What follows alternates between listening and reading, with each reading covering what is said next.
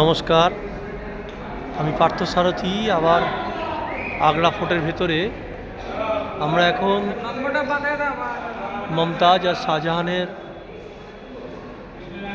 শয়নকক্ষর ভিতরে।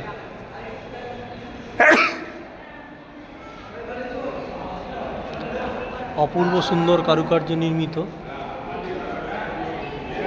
আগে এগুলি সোনা মণিমাণিক্য দ্বারা সজ্জিত থাকত, কিন্তু তস্করের দল সমস্ত নিয়ে চলে যায়।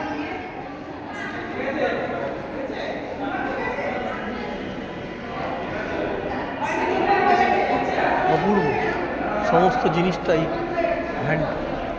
হাত দিয়ে তৈরি করে।